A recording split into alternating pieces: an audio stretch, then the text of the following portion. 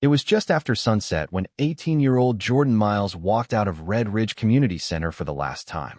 The building stood at the edge of town, its brick walls fading from years of sun and rain, the lights flickering weakly as teenagers filtered out after basketball practice. Jordan stayed behind to help sweep the gym, as he often did. He was responsible like that, dependable, the kind of person neighbors smiled at when he walked down the street, the kind of person who waved when someone honked their car horn, the kind of person people trusted. He walked home that night along the path that cut through the outskirts of Red Ridge Forest. The air was cool, the breeze quiet, the summer crickets just beginning to chirp. He texted his mom at 8:41 p.m. On my way. He would never send another message. The next morning, Jordan did not come downstairs. His mother thought he had overslept. She knocked on his door.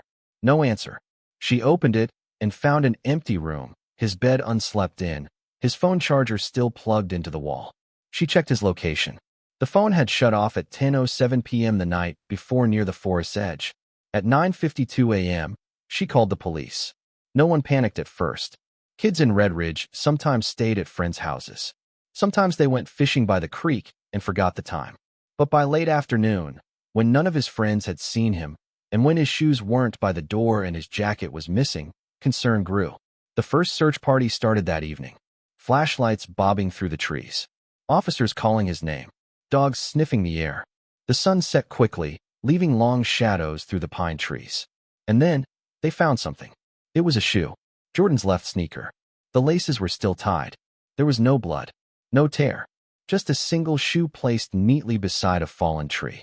Like someone had set it down carefully. Not dropped. Not left by accident. Placed. The police widened the search. The second shoe was found half a mile deeper into the forest, beside an abandoned hunting blind that hadn't been used in years. Again, placed neatly. No damage. No dirt. A trail had begun. But it wasn't a trail Jordan would have made. People in town whispered about the forest. They always had. About how sometimes, late at night, you could hear something like humming from between the pines. A low, rhythmic sound. Not human. Not mechanical. Something else. But in Red Ridge, nobody said these things out loud. The search continued into the next day. Volunteers. Drones. Heat sensors.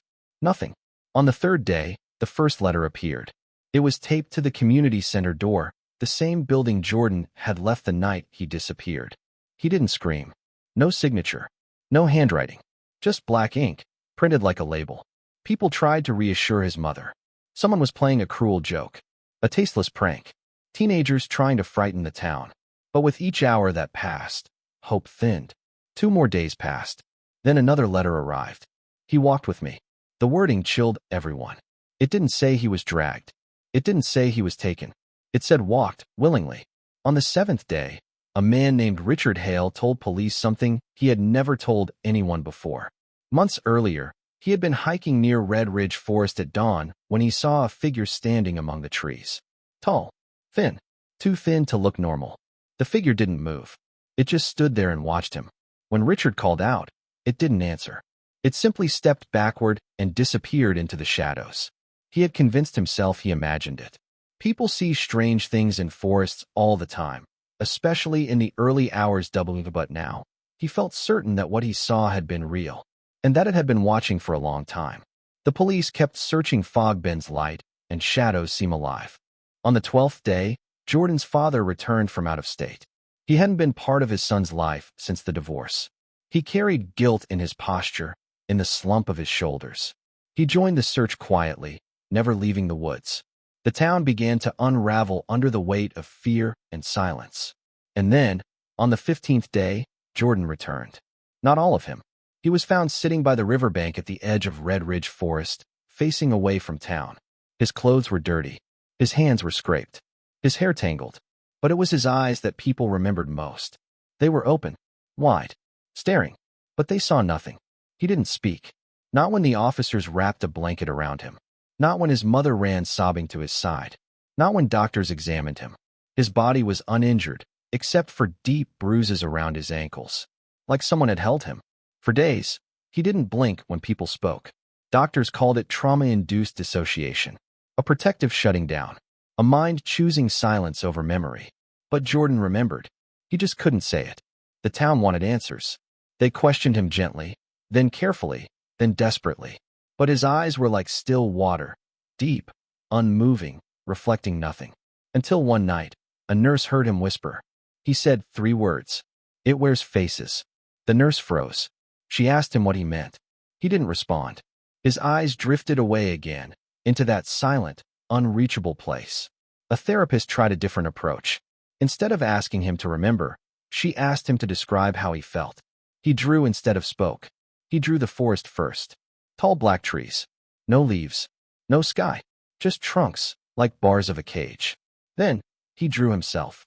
Small. Alone. Then, he drew another shape beside him. Tall. Thin. Arms too long. Head turned slightly downward. No face. But the worst drawing came last. It was a human face, but not attached to a body, just floating beside the tall shape, as if held up like a mask. The face was smiling, but the eyes were wrong. They were empty. Police told his mother gently that trauma can distort memory, that hallucinations are common in cases of severe psychological shock, that the mind sometimes invents monsters to explain fear. But the letters didn't stop. A new one arrived the next morning. You saw it too. This time, the letter was addressed to Jordan's father. When questioned, he finally told the truth. He had seen something in the forest the night Jordan disappeared. He had gone searching alone after midnight, screaming his son's name until his voice went raw. He had stopped to catch his breath near the old fire road, hands on his knees, heart pounding. And he had heard footsteps behind him. Slow, heavy, deliberate. He turned and saw something tall standing between the trees. Watching him, the moonlight lit only the outline of its body. The head was wrong, not shaped correctly. And the longer he stared, the more the thing seemed to be leaning forward, like it was examining him. He ran. He never looked back. He told no one because he didn't trust his fear. He didn't trust his memory. He didn't trust himself. But now he understood. Jordan had not been alone in the forest. For weeks, therapists worked with him. Slowly, carefully. And piece by piece, his story surfaced. He said the night he disappeared, he heard someone say his name in the woods. A voice he recognized. His father's. He walked toward it. But when he reached the trees, his father wasn't there. Something else was that he said the thing did not drag him. It did not strike him. It simply walked deeper into the woods, and Jordan followed because he felt like he had to. Like his body belonged to something else. Like his thoughts were being absorbed. He said the thing didn't walk like a human. It swayed, like it was balancing on something that wasn't feet. When he was asked why he didn't run, Jordan said, "I didn't know I needed to. It felt calm, like it wanted me there." But he remembered something else too. He said the thing spoke without speaking. We are never alone in the dark. After that, he remembered nothing. The forest was searched again, more thoroughly this time. Armed officers, military-grade equipment. They didn't find a person. They found a place.